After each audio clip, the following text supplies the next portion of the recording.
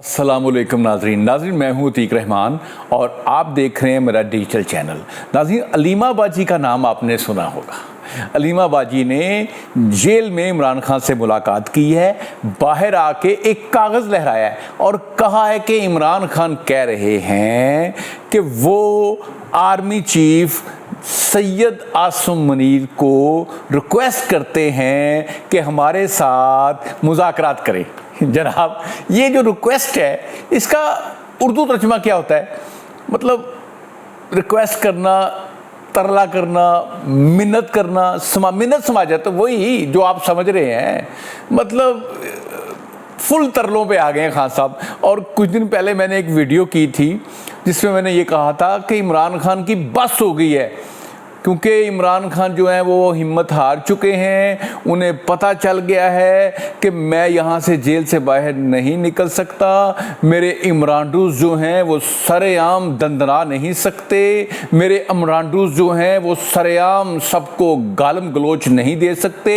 इसलिए मेरी बस हो गई है, मुझे को रास्ता निकालना पड़ेगा। लेकिन उस दिन जो DG ISPR ने प्रेस कॉन्फ्रेंस की थी, उसके बाद मेरे ख्याल के अंदर मैं ये समझता हूँ कि फ़ौज ने अब फैसला कर लिया है कि बहुत हो गई है, अब बड़ी हो गई है। आपने जो हमें गालियाँ देनी थी दे ली हैं। जो आपने हमें मुल्क से बाहर से बैठ के ये जबरान नासर और ये डॉक्टर शहबाज गिल जैसे बंदों ने मिल के हमारे ख़िलाफ़ प्रोपेगेंडा करना है, पाकिस्तान के ख़िलाफ़ प्रोपेगेंडा करना है, हमारी पाक फ़ौज के जो सपा सलार हैं उनकी जो तशबीह है वो तरह तरह के जानवरों के साथ करनी है, तस्वीरें बना के तो पोस्टर लगानी है, उनको गालियां बकनी हैं। उसके बाद हमारे मुक़्तदर अदारे ने, हमारी आर्मी ने, हमारी सारी जो सिक्योरिटी की एजेंसीज़ हैं, उन्होंने फैसला कर लिया है कि जनाब बस अब बहुत होगी, no we will go to be literally, और अब इनको अब नहीं छोड़ेंगे हम। अब इन जो इमरानडूज हैं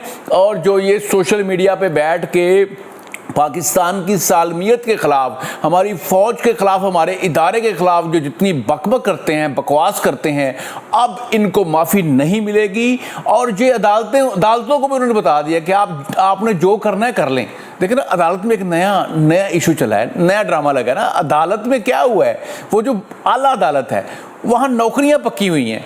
मतलब हमारी जो हुकूमत है, इसके जो वज़ीर हैं, इनको भी मेरे ख़्याल में समझ नहीं है इस तरह से कि आपको कौन सी बात सरेआम करनी है, कौन सी बात आपने अमली तौर पे करनी है और लोगों को बता देना कि ये हो गया है। आपको क्या ज़रूरत पड़ी थी बताने की कि हम जो हमारे चीफ जस्टिस हैं उनको हम 2 साल की 3 साल की एक्सटेंशन दे रहे हैं। अब ये बात जिस दिन दूसरे जजों को पता चली है, जो आने वाले चीफ जस्टिस बनने वाले थे, तो वो तो हो गए परेशान। उन्होंने कहा अगर हमारे जो चीफ जस्टिस हैं अगर ये 2-3 साल की एक्सटेंशन ले लेते हैं तो मैं तो फिर चीफ जस्टिस बन नहीं सकूंगा। दूसरे नंबर वाले ने भी ये सोचा, तीसरे नंबर वाले ने भी सोचा, चौथे वाले ने भी सोचा हम तो रिटायर हो जाएंगे, हम तो जनाब चीफ जस्टिस बन नहीं सकेंगे। और ये चीफ जस्टिस का तो आपको पता है मज़ा ही कुछ और है। और हैरत की बात यह है कि ये जनाब ये जो आपने ये अहिंसा जी की कि 3 जजों वाली 3 जज 100 मोटों का नोटिस लेंगे, 3 जज जो हैं वो बेंच बनाएंगे, ये भी उल्ट पड़ गई है इस वजह से। क्योंकि वो ठीक था जब एक चीफ जस्टिस के पास सारे इख्तियारात थे, जो बंदयाल था, जो साकिब निसार था, जो अपनी मर्जी के बेंच बनाता था, अपनी मर्जी पे 100 वोटों लेता था, अकेले के पास इख्तियार था। उन्होंने तुन के इसको ना तुन के समझते हैं ना, मतलब भरपूर तरीके से उन्होंने इस्तेमाल किया है। और ये जो मुस्लिम लीग नून है, पीपल्स पार्टी, इसके खिलाफ उसको इस्तेमाल किया है। लेकिन जब इनकी बारी आई है तो इन्होंने, ये भोले बादशाह हैं भोले बादशाह ना, भोले बादशाह मारे गए हैं कि आप लोगों ये बात पहले तो बाहर निकाल देनी चाहिए थी, कानून साजी कर देनी चाहिए थी। अब जब पता चला है तो कानून साजी की है तो जनाब वो जो दूसरे, तीसरे, चौथे नंबर पे जो हमारे चीफ जस्टिस बनने वाले हैं उनको पता चल गया और वो बाजी पलट गई है। ये फैसला तभी आया है। अगर ये बात हुकूमत ना करती तो यकीन जाने ये जो मखसूस नशिस्तों वाला फैसला बिल्कुल इसके उल्ट आना था। उन्होंने कहना था ये PTI है कौन, PTI कितों आई है, PTI कौन है, किसने बनाई है, कहाँ से आई है, कहाँ से क्या कर रही है, कैसा इलेक्शन, कैसी मखसूस नशिस्तें, ये फैसला लिखना था उन्होंने। अगर ये एक जज को एक्सटेंशन देने वाली बात मंजर आम पर आती तो ये जज सारे जो हमारे जो चीफ जस्टिस हैं इनके साथ जो लोग ज़्यादा हैं और जो मुखालफत में तो कम थे, मतलब जो समझ लें कि ये ना असल में कल्चर है एंटी नवाज और प्रो नवाज वाला, वो चल रहा है अभी तक, वो चले जा रहा है। तो जनाब ये आपको अब मैंने आपको बता दिया है कि हमारी फ़ौज ने कहा है कि इमरान खान के मामले पे we will go to be literally. अब हम इनको बर्दाश्त नहीं करेंगे। इनके जो बंदे हमारे ख़िलाफ़ प्रोपेगेंडा करते हैं, हमें बुरा भला कहते हैं, इनको माफ़ी निश्ता, कोई माफ़ी नहीं अब इनको। यही वजह है कि या पाँव पड़ रहे हैं। अलीमा बाजी रिक्वेस्ट कर रही है, अलीमा बाजी आर्मी चीफ से रिक्वेस्ट कर रही है, लेकिन इमरान खान साहब हमेशा थूक के चाटते हैं। ये एक बुज़दिल आदमी है, क्योंकि अब आपने तो रिक्वेस्ट कर ली आर्मी चीफ से, आपने तो आर्मी चीफ से तरला मिन्नतें कर ली हैं। अब आप तो आर्मी चीफ के नीचे लेट रहे हैं, लेकिन अब वो जो इमरानडूज हैं जिन्होंने इतनी बकवास की हुई थी, जो हकीकी आज़ादी मांग रहे थे, जो फ़ौज से आज़ादी मांग रहे थे, उनका क्या करना है? जिन्होंने इतनी बकवास बाहर बैठ के और पाकिस्तान में बैठ के हमारी फ़ौज के खिलाफ की थी। और ये देखें Ali mean Gandapur, Ali mean Gandapur, Gandapur Ali mean Gandapur, Ali mean Gandapur, जनाब पता नहीं अली मीन गंडापुर या गंडापुर। हाँ, वो कह रहे हैं जी हमारी फ़ौज न्यूट्रल हो जाए, हमारी फ़ौज न्यूट्रल हो जाए। हाय हाय मैं मर जावा, हाय गुड़ खा के मर जा, न्यूट्रल हो जाए। और पहले न्यूट्रल कहने से पहले 100 दफ़ा सोचते कि इमरान खान साहब ने कहा है कि न्यूट्रल तो जानवर होता है, न्यूट्रल तो जानवर होता है। ये सारे इमरान खान ही नहीं, ये पूरी पार्टी इस तरह की थूक के चाटने वाले, उमर अयूब, उसके बाद ये जो जितने भी नीचे, बाकी जितने भी नीचे, अली मीन गड्ढापुर को छोड़, जो ये गोहर, अली गोहर, क्या ना गोहर, ये भी जितने लोग हैं, ये सारे लोग जो हैं वो इमरान खान के नक्शे कदम पे चल रहे हैं और थूक के चाट रहे हैं। वो कहता है फ़ौज न्यूट्रल हो जाए। मुझे तो ऐसे लग रहा है जैसे एक नई PDM बन रही है। इमरान खान, उसके साथ मौलाना फजल रहमान, उसके साथ जमात इस्लामी, उसके बाद महमूद खान अचकज़ई, ये सारे लोग मिल गए हैं। अब वो PDM, और पीपल्स पार्टी को, नून लीग को निकाल दें तो ये PDM तो आप बना रहे हैं सारी जनाब, ये PDM बन रही है सारी। अब इमरान खान की जो पार्टी है वो PDM बना रही है, एक नवी PDM प्लस, इसका नाम क्या होगा?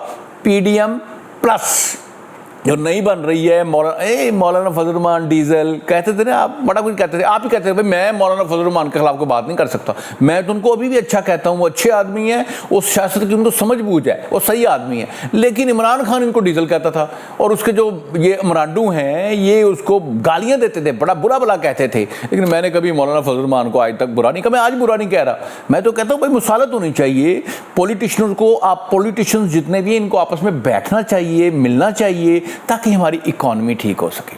इकॉनमी ठीक होगी तो मुल्क चलेगा। जो लोग ये आज ये कह रहे हैं, जो इमरानडूस आज ये कह रहे हैं जी महंगाई बहुत है, जो इमरानडूस आज ये कह रहे हैं कि बिजली के बिल बहुत आ रहे हैं, जो इमरानडू आज ये कह रहे हैं कि जनाब गैस के बिल बहुत आ रहे हैं, जो इमरानडूस ये कह रहे हैं जी डॉलर जो है 350 का हो गया है, जो इमरानडूस ये कह रहे हैं जनाब के जनाब टैक्स बड़े लग रहे हैं, जो इमरानडू ये कह रहे हैं जी टैक्स बड़े लग रहे हैं, तो उनको मैं ये बताना चाहता हूँ ये सारा कुछ इसलिए हो रहा है कि आपने नया पाकिस्तान बनाया था। आपने नया पाकिस्तान बनाया था तो बिजली आज इतनी महंगी है। आपने नया पाकिस्तान बनाया था तो गैस आज इतनी महंगी है। आपने नया पाकिस्तान बनाया था तो जनाब आजकल महंगाई इतनी ज़्यादा है। आपने नया पाकिस्तान बनाया था तो आज टैक्स इतने लग रहे हैं। ये नया पाकिस्तान जब नहीं बना था तो ये सारा कुछ ठीक था।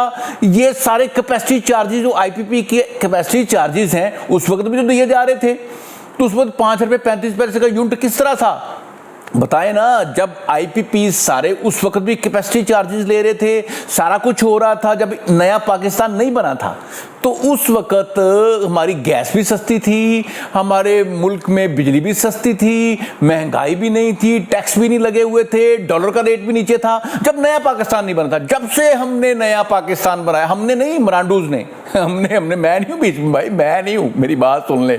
जब से इमरानडूज ने नया पाकिस्तान बनाया उस वक्त से नया पाकिस्तान बनाया तो बिजली महंगी, नया पाकिस्तान बनाया तो गैस महंगी, नया पाकिस्तान बनाया तो महंगाई ज़्यादा और ज़्यादा, नया पाकिस्तान बनाया तो टैक्स बहुत ज़्यादा लग रहे हैं। क्योंकि नए पाकिस्तान के अंदर जनाब जो IMF से मुआहदा करके उसकी वायलेशन की गई थी, पाकिस्तान को उसकी सज़ा मिली गई है। इंटरनेशनल मार्केट में चीज़ों के रेट बढ़ बढ़ रहे थे, गैस का रेट बढ़ रहा था, बिजली का रेट बढ़ रहा था। लेकिन ये जो इमरान खान की गंदी सोच है, इसने ये मुल्क के अंदर वो पास ऑन उस वक्त नहीं किए थे। अगर किए होते तो इतने सर्कुलर डेट ना होते, ना बिजली का होता, ना गैस का होता। और फिर कहेंगे जीडीपी ग्रोथ बढ़ी हुई है, जीडीपी ग्रोथ 6 हो गई थी, 6 हो गई थी, 6 हो गई थी जीडीपी ग्रोथ। भाई साहब, वो जो आपने टेक्सटाइल इंडस्ट्री के जो माफियाज हैं उनको 400 अरब दिया था 1% पे, बाकी मदद खजाने से गया पैसा, वो उस वजह से सनद चली थी। और आपकी लंबी स्टोरी है। आप फिर कहते हैं जी हमने कप्तान हमारा प्राइम मिनिस्टर है, पीएम इमरान खान को प्राइम मिनिस्टर बनाओगे वो फिर बुजदार लगाएगा, इमरान खान को प्राइम मिनिस्टर बनाओगे वो फिर महमूद खान जैसा स्मगलर चीफ मिनिस्टर लगाएगा, इमरान खान को प्राइम मिनिस्टर बनाओगे फिर फरागोगी वापस आएगी, चोरी चकारी करेगी, इमरान खान को प्राइम मिनिस्टर बनाओगे फिर तोशाखाना की चोरियां शुरू होंगी, इमरान खान को प्राइम मिनिस्टर बनाओगे फिर जनाब सैफर लहराया जाएगा, मुल्क से गद्दारी की जाएगी, इमरान खान को प्राइम मिनिस्टर बनाओगे फिर ये किसी के घर जाएगा, फिर 6 बच्चों की मां को तलाक करवाएगा, फिर उससे शादी करेगा, फिर वो कहेगा ये अब मेरी मुर्शद ये है, पहली मुर्शद को मैंने छोड़ दिया है। फिर आप कहोगे हाँ हमारी नई अम्मी अब ये है जो 6 बच्चे छोड़ के आई है, नई अम्मी ये है जो 6 बच्चे छोड़ के आई है। ये इमरान खान को प्राइम मिनिस्टर बनाओगे तो फिर इकॉनमी तबाह होगी, फिर नया पाकिस्तान एक दफा फिर नया पाकिस्तान प्लस बनाओगे, प्लस होगा ना, फिर नया पाकिस्तान प्लस बनाओगे तो फिर ये जो रेट है ना गैस के, और ये जो बिजली के रेट हैं, और ये जो महंगाई की शरह है, और ये जो जनाब टैक्स लगे हैं, इससे कई गुना ज्यादा डबल ट्रबल टैक्स लगेंगे। यही वजह है कि इमरान खान को हमारे पाक अदारे ने, हमारी जो आर्मी है उसने शटअप कॉल दी, और उस वक्त जब इसके खिलाफ तहरीके अदम एतमाद आई, इसका साथ नहीं दिया, इसके बंदे पूरे नहीं हो सके, इससे सारे लोग तो इसके उस खिलाफ तो पूरा पाकिस्तान खिलाफ था जी, इसने मुल्क का बेड़ा गर्क कर दिया, ठीक है। इसके वज़ीर ख़ज़ाना की प्रेस कॉन्फ्रेंस सुनो, पाकिस्तान की इकॉनमी तबाह हो गई है, इसने कहा था, इसके वज़ीर ख़ज़ाना शौकत तरीन ने कहा था ना कि पाकिस्तान की इकॉनमी तबाह हो गई, यही प्राइम मिनिस्टर था। तो जनाब ये जनाब कख नहीं होना, मैं आपको बता रहा हूँ। अब जितनी मर्जी माफ़ियाँ मांग लो, अब आर्मी चीफ से जितनी मर्जी रिक्वेस्ट कर लो, अब जितना मर्जी नीचे लेट जाओ, अब आर्मी न्यूट्रल नहीं होगी, क्योंकि न्यूट्रल तो जानवर होता है। आपके मुताबिक न्यूट्रल तो जानवर होता है। नाज़रीन, आज का मेरा ये मज़े का वीडियो आपको अच्छा लगा होगा, मेरे चैनल को सब्सक्राइब जरूर कीजिएगा। पाकिस्तान जिंदाबाद।